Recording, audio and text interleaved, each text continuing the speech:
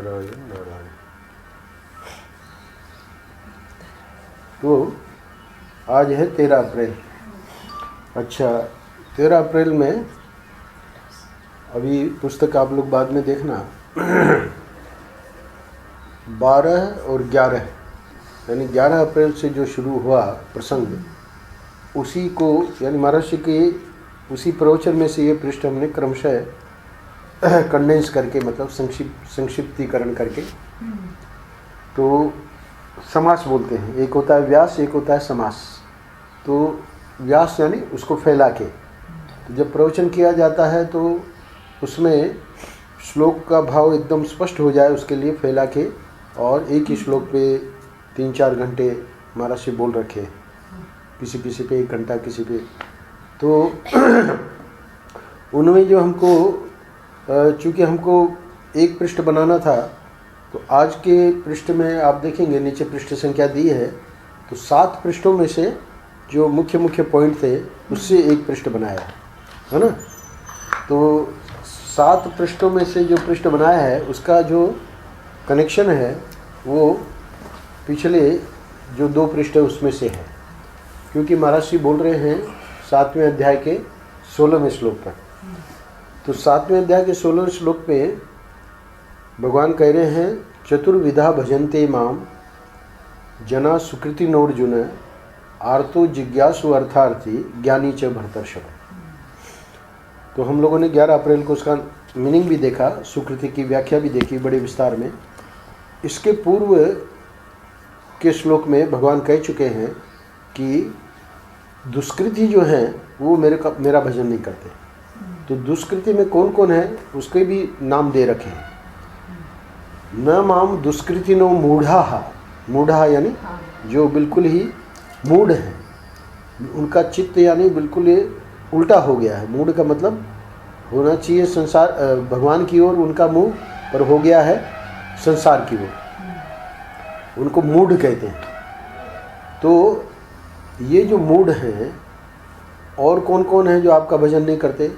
न माम दुष्कृतिनो मूढ़ा, दुष्कृति लोग है ना, तो ये दुष्कृति हैं सब। कौन? मूढ़, मतलब इनमें पुण्य नहीं है, पुण्य की संपत्ति नहीं है।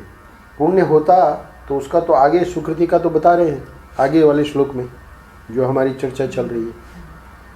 प्रपद्यन्ते, मेरे ओर नहीं आते। नराधमाः, नराधमा यानी जो नर हैं उनमें अधम है ये।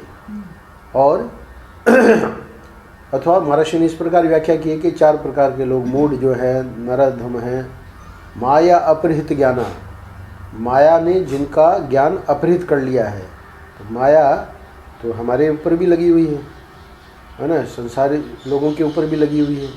तो हमारा ज्ञान क्यों नहीं अपहृत किया? क्योंकि हम लोगों ने शरण ले ली सद्गुरु की, ईश्वर की। और ये लोग जो हैं वो मेरे पास ही नहीं आ रहे। न माम प्रपद्यन्ते, मेरे प्रपन्न नहीं होते। इसके पूर्व के श्लोक में कौन कौन? मूढ़ जो हैं, नराधम जो हैं, माया ने जिनका ज्ञान अपहृत कर लिया है। आसुरम भावमाश्रिता, और आसुर यानी प्राणों से ही, देह से ही, हमको खाना पीना भोग है ना, इधर उधर दुनिया भर का। तो ऐसे लोग मेरे प्रपन्न नहीं होते। तो ये उनकी वेदना है ठाकुर जी की, यानी उन्होंने दिया तो था मनुष्य जन्म की, भजन करते, पर अब वो जो है माया ने उनका, माया हमारे ऊपर भी है, पर मैंने कहा ना सद्गुरु और जो है ईश्वर को जो हम लोगों ने पकड़ा है, तो वो हमारी रक्षा कर रहे हैं। बारिश हो रही है ना, भिगोएगी किसको? जिसको चलना भी है और जिसके पास छाता नहीं है। चलना उसके लिए ज़रूरी है क्योंकि उसको बस पकड़नी है या जो भी है, तो अब वो रुक भी नहीं सकता। तो जिसने छाता है जिसके पास, तो वो नहीं भीगेगा। तो इस सत्संग रूपी जो छाता है ना, वो हमको माया से प्रोटेक्ट करता है। तो ये सत्संग रूपी छाता कौन देते हैं? सद्गुरु, है ना। तो इसलिए भगवान कह रहे हैं कि ये 4 प्रकार के लोग तो मेरा नहीं भजन करते। और ये 4 जो हैं, आर्त, अर्थार्थी, जिज्ञासु और ज्ञानी।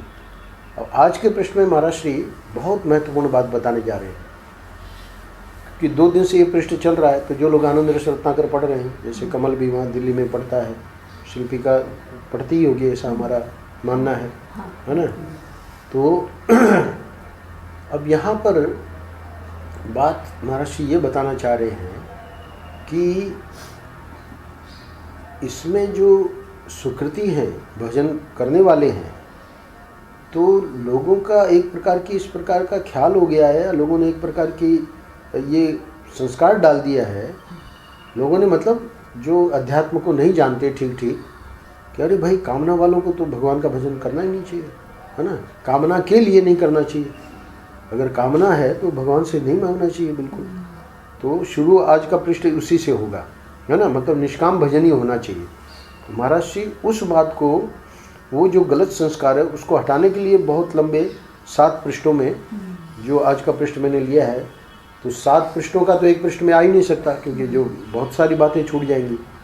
यानी 7 पृष्ठ का एक पृष्ठ बनाओगे तो समझो कि 50% क्या 60-70% बातें छूट जाएंगी, थोड़ी बात ही ले पाओगे ना।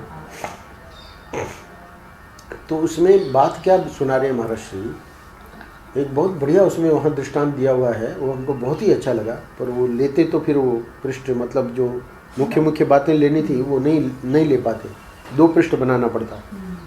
तो वो बात ये बताई कि जैसे आप अपने मित्र के घर जाओ और मित्र आपको पूछे, अब जैसे शिल्पी आई तो भाई रचना लाई है बना के, हम तो खैर लेते ही हैं, तो शिल्पी ने कहा कि भाई मैं लेके आई हूँ बनाना, और है ना जो भी है मिल्क। तो अब क्या है कि एक कल्पना करो कि वो कुछ लेके भी नहीं आई, है ना, और वो मना कर रही है कि नहीं यहाँ नहीं लेंगे, क्यों, क्योंकि उसके मन में है कि भाई वहाँ जा रहे हैं तो वहाँ इसके मन में नहीं है, एक दृष्टांत दे रहा हूँ, तो उसके मन में कि वहाँ तो नहीं लेना चाहिए, वहाँ तो देना चाहिए, लेना नहीं चाहिए। चलो बढ़िया बात है, तो फिर कहाँ लेगी, तो वो जाके एक कल्पना करो कि शिल्पी के कोई मित्र हैं, है ना, पास में मित्र हैं या कोई मतलब अपने संबंधी हैं, तो वो संबंधी के पास जाके वहाँ वो लेगी। तो महाराज ने वहाँ इतनी बढ़िया बात कही है, बोली कि क्या इस प्रकार करने से वो जो ऑफ़र कर रहे थे उनका अपमान नहीं किया तुमने, यानी जो ऑफ़र किया गया वहाँ तो मना कर दिया, यानी ये निष्काम भक्त के अंदर क्या संस्कार डाल दिया गया कि भगवान के पास नहीं मांगना चाहिए, है ना, तो भगवान के पास नहीं मांगना चाहिए, तो तुम तो और पूरी दुनिया से तो तुम मांग रहे हो। तो इतना बढ़िया दृष्टांत दिया महाराज ने कि ये बहुत ही गलत अफवाह फैला दी गई है, हाँ सही नहीं है। तब फिर महाराज ने ये समझाया कि ये जो अर्थार्थी और जिज्ञासु, ये जो श्लोक चल रहा है, इसमें ज्ञानी को छोड़ के सब सकाम है, पर सकाम में यहाँ हमको एडजेक्टिव क्या लगाना पड़ेगा, ध्यान दीजिएगा, सकाम होते हुए भी वो पुण्यवान है। सकाम वो भी हैं कौन, संसारी लोग, है ना, पर वो पापी हैं इसलिए वो संसार से ही मांग रहे हैं, और ये सकाम होते हुए भी पुण्यात्मा है इसलिए भगवान से मांग रहे हैं। तो इसलिए ये कहा ही नहीं गया है कहीं भी शास्त्र में, और कहा भी गया होगा तो उसका अर्थ जो है ये है कि भाई निष्काम बनने का प्रयत्न करो। कामनाओं के कारण ही तो हम चक्र में पड़े हैं, संसार चक्र में, क्योंकि कामना करोगे, कामना फुलफिल होगी और ज़्यादा उसका संस्कार पड़ेगा, है ना। I10 आ गई तो I20 चाहिए, I20 आ गई तो फिर 30 आ गई कि नहीं। तो ये इसका तो कोई अंत नहीं है ना। हमारे श्याम जी के ऊपर तो ऐसी कृपा है कि I10 हटाओ, मारुति हटाओ, बोले क्या स्कूटर ले लो। क्योंकि डॉक्टर जेठी कह के भी गए कि एक नैनो ले लो, पर वो इनका ऐसा है कि भाई हम ये जो महाराज श्री साईं कहेंगे वही हम मानेंगे। ये छोटे भैया लोग हैं ना, ये ले लो वो ले लो, है ना, रचना कहती है ये ले लो, हमारा तन्मय कहता है ये ले लो, इससे थोड़ी चलेगा। इनको तो सीधा ठाकुर जी से कनेक्शन है ना, इसीलिए तो बिहारी जी के आरती में जाते हैं कि वहीं से सीधा इनको, है ना, तार मिला हुआ है। तभी तो हम सोचते हैं कि आखिर में इनके पास ऐसी क्या चीज़ है कि हमारी भी परवाह नहीं करते। अब हमको समझ में आया कि हम भी अगर बिहारी जी की आरती में जाएंगे तो हमको भी वो चीज़ प्राप्त हो जाएगी जो इनको प्राप्त है। आपको भी बुला लिया? नहीं, बुलाने वाले तो वो ऐसे नहीं बुलाते, ऐसे वेदांतियों को नहीं बुलाते। वो तो धोखे से आपके कारण हम वहाँ पहुँच गए। आप बोलते बंद करने के लिए गए, रोज रोज बोलते रहते इसलिए होता है। तो कहने का मतलब ये है कि ये बहुत ही गलत धारणा है जी जी कि निष्काम जो है वही भक्ति भजन होनी कर चाहिए। सकता है। निष्काम भक्ति तो बहुत आगे की बात है। जी जी भक्ति तो सकाम ही शुरू होती है। हाँ भक्ति का जो है आर्त यानी जो दुखी है वो भगवान को याद करता है, अर्थार्थी जिसको कुछ चाहिए वो भगवान को याद करता है, यहाँ तक कि जिज्ञासु को भी सकाम पर पुण्यात्मा, ध्यान रखना, पापी नहीं। हाँ वो जो दूसरे जो हैं दुष्कृति वहाँ पापी सकाम है। तो पापी सकाम जो है तो वो तो इधर लग ही नहीं रहे हैं, है ना। तो ये हो गया पुण्यात्मा सकाम। तो आज के पृष्ठ के ये एक विशेष बात है और उसको महर्षि ने इतना बढ़िया उनके शब्दों में मैं नहीं बोल पाया, पर कहने का मतलब यही है कि हम जैसे अपना खास मित्र है उसको तो मना करें, है ना। तो हमारे ठाकुर जी तो खास मित्र है ना। तमेव माता च पिता तमेव बंधु च सखा तमेव। तो श्लोक तो हम लोग बोलते हैं कि तुम ही सखा हो, और जो ठाकुर जी कह रहे हैं मांग लो, नहीं नहीं नहीं नहीं मांगूंगा नहीं मैं आपसे। और सब दिया है प्रभु आपने। नहीं दिया है का मतलब, कहने का मतलब ये है कि और तो मांग रहे हो ना दुनिया से तो जाके, हाँ है ना, हमारा कोटा का वो काम हो जाए, है ना, वो उससे मांग ही तो रहे हैं, है ना। तो उससे क्यों मांगो, ठाकुर जी दे, बिहारी जी दे तो दे। इसलिए मोनू जैसे रहो, हमको बात ही नहीं करनी, है ना। ये करे मीटिंग अरेंज करें, काहे की मीटिंग अरेंज करो, मीटिंग करो ये करो सत्संग की मीटिंग, है ना। तो संसार से मांग रहे हैं, ठीक तो इसलिए ठाकुर जी से मांगो। और ठाकुर जी को हमको पता है, उनको देना होगा तो सामने वाला आके दे के जाएगा, भाई ये चा पी लो, है ना। और अगर हमारे प्रारब्ध में नहीं है तो एडी का पसीना चोटी तक ले जाएं तब भी कुछ नहीं होने वाला है। बैठे हैं प्रॉपर्टी के आदमी, पूछ लो इनसे क्या होता है, हाँ सब दिखा देते हैं, पूरा दिन खराब हो जाता है और बस ठन ठन पार, हाँ है ना। तो उतना परिश्रम बेकार गया कि नहीं। पर इनके तो अब सत्संग का संस्कार है तो दुख नहीं होता, भाई ठाकुर जी नहीं चाहते, हम अपना काम कर रहे हैं, जी जी है ना।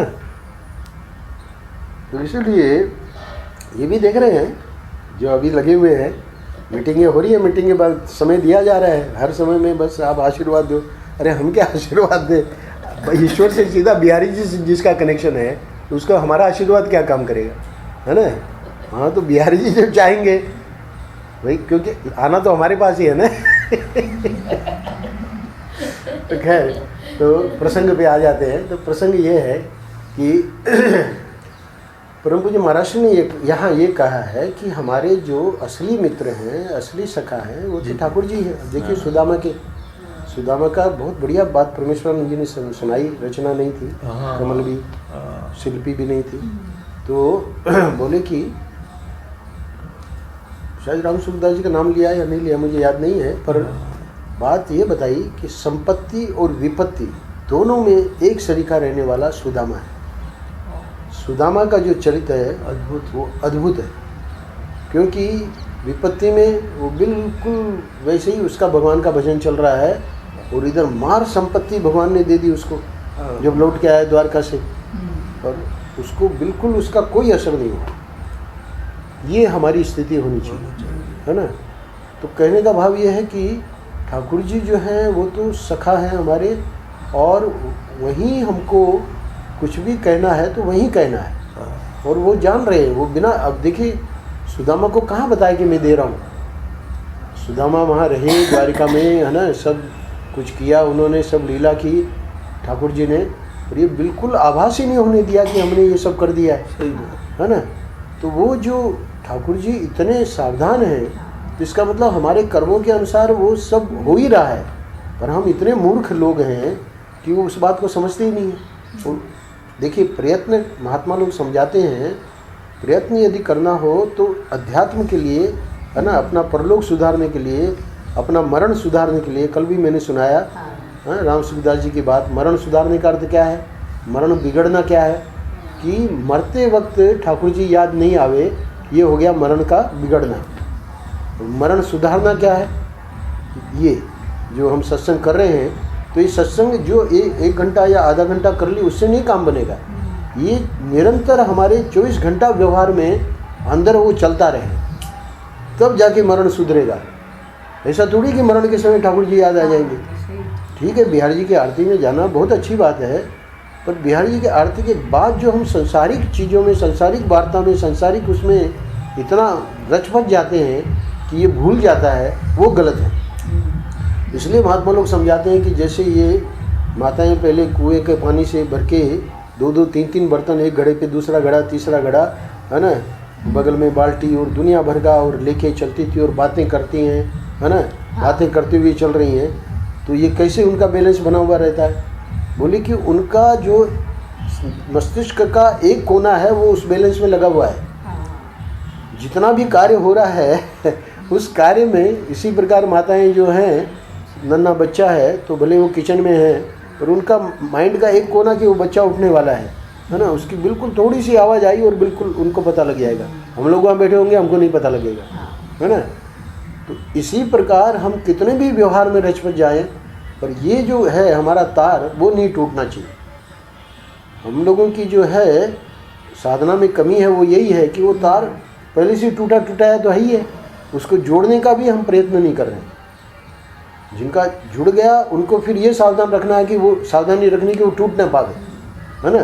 तो यहाँ जितने लोग बैठे हैं उनका जुड़ा हुआ तो वही है, पर उसको हम असावधानी से वो टूट जाता है और फिर हम बाद में ध्यान आता है, अरे हमको तो ये बातें करनी नहीं चाहिए थी यार, है ना। हमको याद दिलानी पड़ती है, बल्कि इनको याद दिलाना चाहिए कि भाई स्वामी जी आपके जब भी हम आते हैं तो ये उसको फ़ोन करो, उसको फ़ोन करो, आपका भजन में मन नहीं लगता क्या? इनको कहना चाहिए, है ना। पर हमको याद दिलानी पड़ती है कि भाई श्याम जी ये सब चर्चा मत करो, क्या है उसमें, किसकी गाड़ी कितने बजे आती है, क्या उससे हमारा क्या बनेगा। साईं भी हमेशा निष्काम भक्ति मांगते थे अपने इष्ट देव के लिए, कुशली मांगा है। हाँ, तो निष्काम भक्ति का अर्थ यही है कि पहले सकाम भक्त जो होगा वो सकाम भक्त उस निष्काम भक्ति की कक्षा में जाएगा, है ना।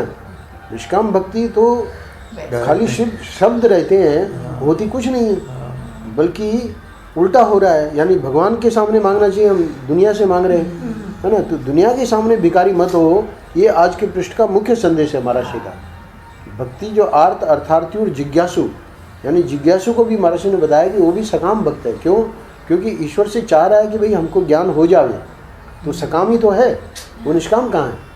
तो जिज्ञासु जो सकाम है, तो आर्त और अर्थार्थी जो दुखी और जो अर्थ चाह रहा है वो कहाँ से निष्काम हो जाएगा? वो तो हो ही नहीं सकता।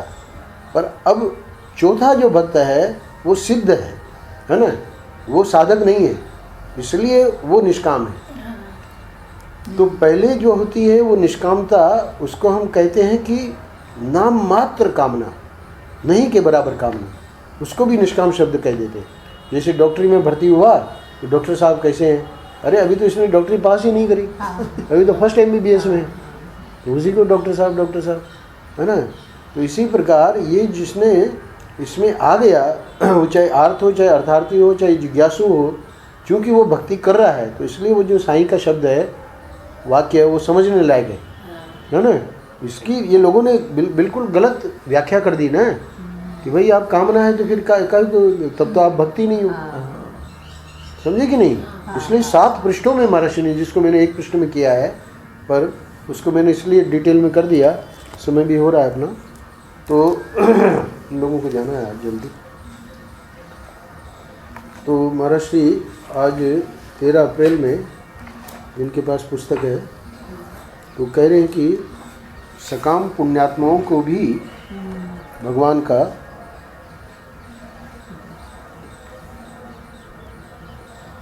भजन ही करना चाहिए।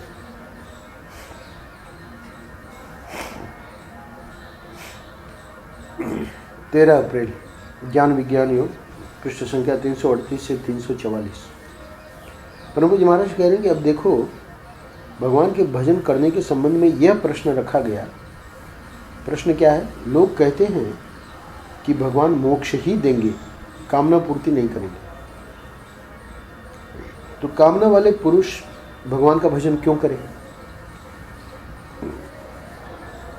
अब महाराज जी कह रहे हैं कि ये बात गलत है। क्यों? भगवान स्वयं गीता में इस आक्षेप का समाधान कर रहे हैं। क्या? हे भरत श्रेष्ठ अर्जुन, मुझे आर्त, जिज्ञासु, अर्थार्थी और ज्ञानी 4 प्रकार के पुण्यात्मा लोग भजते हैं, सुकृति। अब इस श्लोक का भाव समझा रहे महाराज जी। पुण्यात्मा जो है वो सकाम भी होते हैं और निष्काम भी होते हैं। तो चूँकि मैंने एक्सप्लेन कर दिया है, मैं पृष्ठ वो पढ़ते जा रहा हूँ और जहाँ कोई आवश्यक होगा वहाँ मैं एक्सप्लेन कर दूँगा, समय भी हो गया है। तो केवल निष्काम पुण्यात्मा ही भगवान का भजन करेंगे,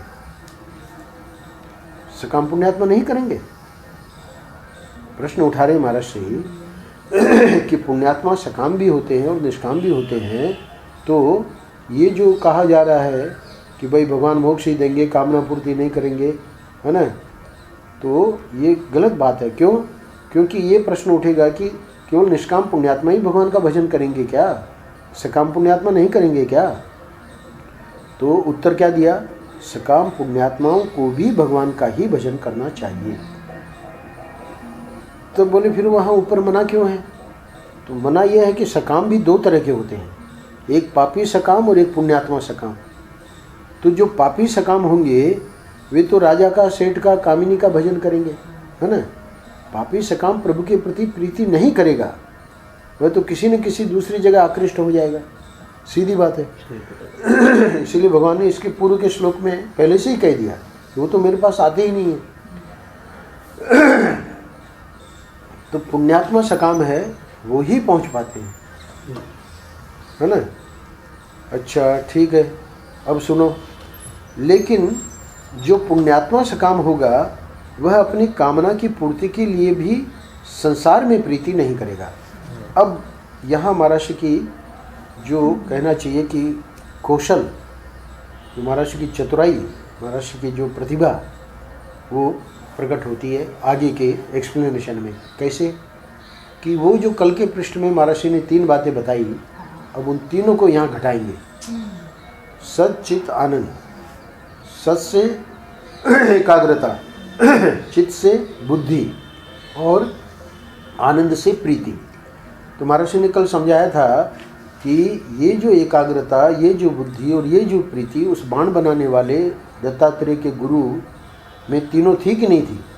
बोले तीनों थी, एकाग्रता भी थी, बुद्धि भी थी और प्रीति भी थी। पर किसके लिए थी? बाण बनाने के लिए, है ना। निर्वाण मोक्ष स्वरूप भगवान के लिए नहीं थी वो प्रीति, वो एकाग्रता, वो बुद्धि।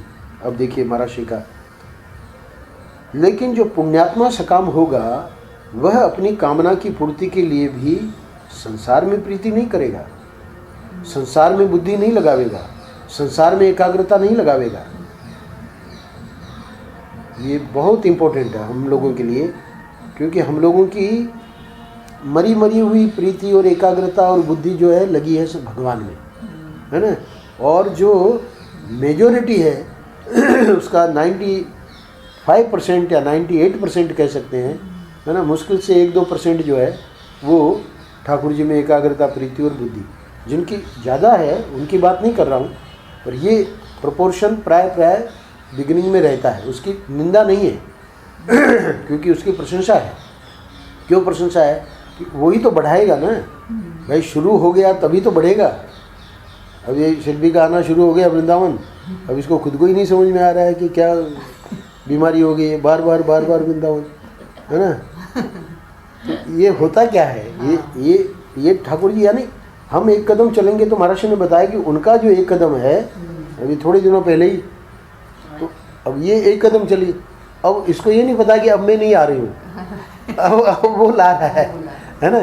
शुरू में इसने प्रयत्न किया कि हाँ भाई जावे, पर अब ऐसा है कि यहाँ का वो बिहारी जी का चस्का ऐसा होता है, वो तो आदमी काम से गया, अब तो अलय को भी सोचना पड़ेगा। भाई अलय वहाँ से आ रहा है विदेश से, और ये जो है देवी जी अभी वृंदावन में बैठी रहेंगी, है ना। जबकि देवी जी को वहाँ पहुँचना चाहिए, श्रीमान जी आ रहे हैं तो उनका रिसेप्शन, उनका, है ना। अरे इन्होंने वो अपना कैंसिल करवा दिया, है ना। जो जाना था, आज जाना था इसको, अच्छा, हाँ कल, उसकी जगह परसों, हाँ तो कल जाना था, तो कल जाती तो देवता को रिसीव कर लेती, और वो भी समझ जाएंगे कि वृंदावन का असर है ना। तो वो तो इस चक्कर में नहीं पड़ने वाला है, क्योंकि वो तो समझदार है ना। पर ना समझ लोग हैं वो लोग इस चक्कर में आ जाते हैं, तो भगवान उनसे खुश होते हैं, ना समझ लोगों से। तो समझदार लोगों को तो बहुत समय लगेगा आने में, है ना। तो लेकिन जो पुण्यात्मा से काम होगा वह अपनी कामना की पूर्ति के लिए भी संसार में प्रीति नहीं करेगा, संसार में बुद्धि नहीं लगावेगा, संसार में एकाग्रता नहीं लगावेगा। है तो सकाम, है ना, पर पुण्यात्मा है। तो ये पुण्यात्मा क्या है, यानी प्रभु की कृपा होगी। यहाँ पुण्यात्मा का अर्थ हम क्या पुण्य कर पाएंगे, वो कृपा से ही तो हमको ले रहे हैं। पुण्यात्मा शब्द तो इसलिए प्रयोग कर रहे हैं शास्त्र कि हम लोग कुछ करें, है ना, कुछ दान करें, कुछ पुण्य करें, कुछ धर्म की बातें करें, है ना, इसलिए पुण्यात्मा। बाकी ये जितना भी इस अध्यात्म में चलाते हैं तो ठाकुर जी अपनी कृपा से ही चलाते हैं, है ना। वही हाथ पकड़ के इधर हमको न ले चलें तो हम लोग तो जन्मों जन्मों का, राम सुखदास जी कहते हैं, अनादि जन्मों से जीव इसी में तो लगा है संसार में, तो उसका तो उसको अभ्यास है, पर इधर का तो कुछ अभ्यास ही नहीं है बेचारे को, तो करे भी तो क्या करें। श्याम जी को सुनना पड़ता है कि भाई अध्यात्म की चर्चा किया करो। भाई अध्यात्म की चर्चा सुनना तो आधा घंटा है, बाकी 23.5 घंटा क्या है ना। या तो रचना की सुनो, या है ना जो है हमारे महापुरुष लोग हैं, है ना, होजरी में बैठ के वहाँ दुकान में बैठते हैं। हम तो कहते हैं श्यामानंद सरस्वती पर, ये कहते हैं अभी समय है स्वामी जी हम भी प्रतीक्षा करेंगे, है ना। हमारे जीते जी ले लो संन्यास तो बढ़िया है सेवा करोगे ना, हमको एक सेवक चाहिए आपका जैसा, ये तो पहले से ही हो तो शिल्पी भी चाहती है कोई सेवक रहे तो, लेकिन जो पुण्यात्मा से काम होगा वो अपनी कामना की पूर्ति के लिए भी संसार में प्रीति नहीं करेगा, है ना। ये एक विशेष बात हो गई किसके बारे में, पुण्यात्मा सकाम के बारे में। तो हमको अपने को कसौटी पे कसना है कि संसार में हमारी प्रीति है कि नहीं है ना। संसार में बुद्धि नहीं लगावेगा। सबसे बढ़िया दृष्टांत मोनू, है ना, कहाँ है संसार में प्रीति, कोई मतलब ही नहीं।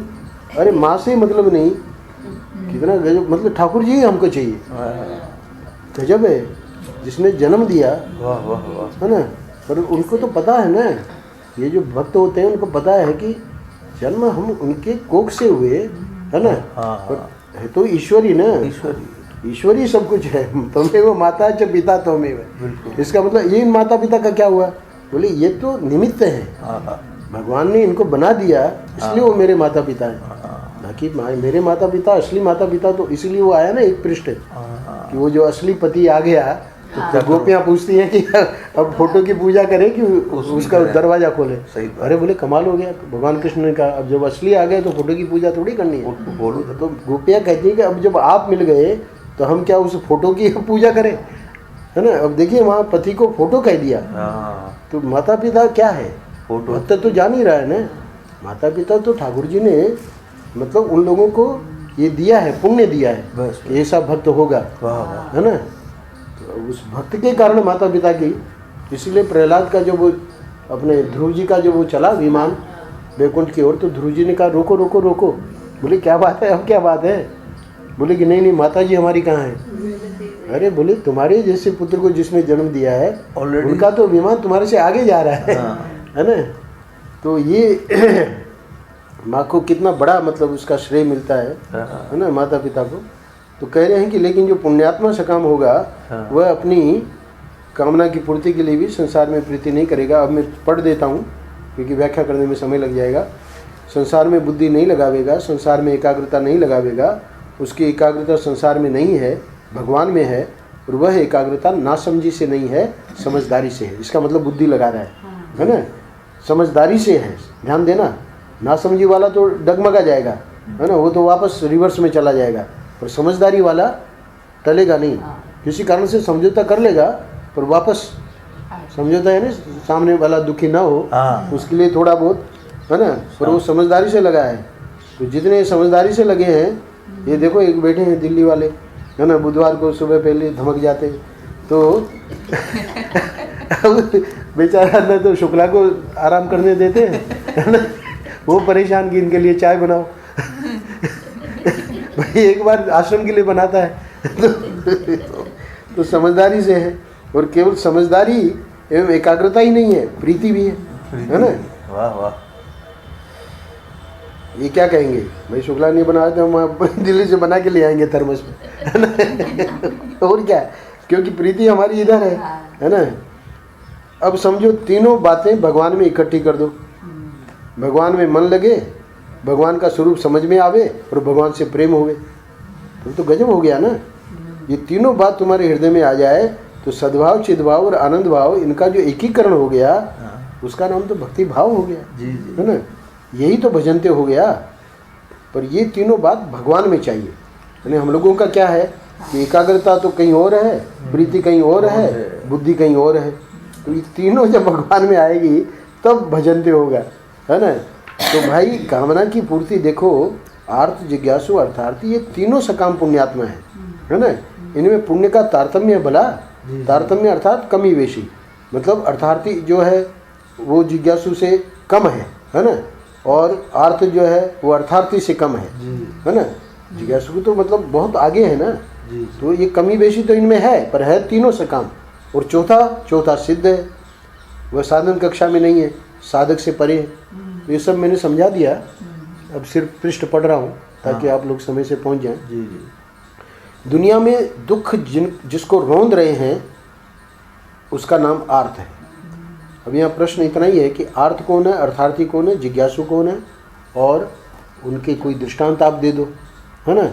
तो आर्त यानी दुनिया में दुख जिसको रौंद रहे हैं, है ना, तो उसका नाम आर्त है। गजेंद्र, द्रौपदी आदि के प्रसंगों में देखो ना, क्या जब किसी का सहारा न रहे, है ना, भगवान को पुकारो, देखो वे रक्षा करते हैं। आज एक आ रही है इनकी फ्रेंड आरती करके, है ना।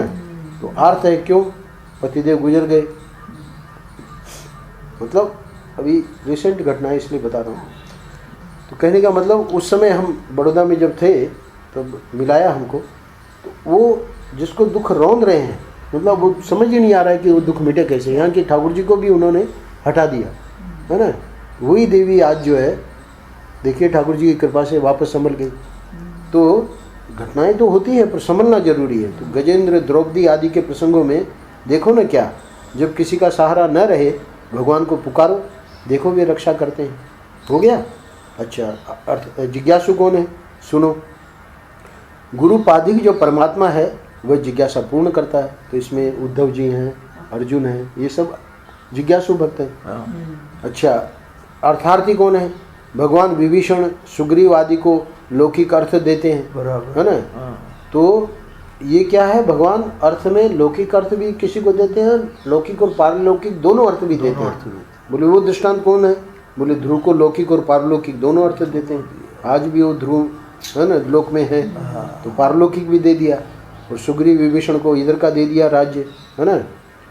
तो अच्छा, अब भगवान ऐसा सकाम को देने लगेंगे तो उनका खजाना खाली नहीं हो जाएगा क्या। सुनो, सेठ लोग घबराते हैं, इनका खजाना थोड़ा है, ये सोचते हैं कि हम किसी को दे देंगे तो हमारे पास क्या रहेगा। ईश्वर जो है वह अक्षय निधि है ना। सकाम पुरुष को देने से उसकी कीर्ति तो बढ़ती है लेकिन घटता कुछ नहीं, इसलिए ईश्वर खूब लुटाता है ना। तो इसलिए महर्षि कहते हैं, हम लोगों को कह रहे हैं कि तुम डरो मत, निशंक होकर भक्ति करो। वाह वाह।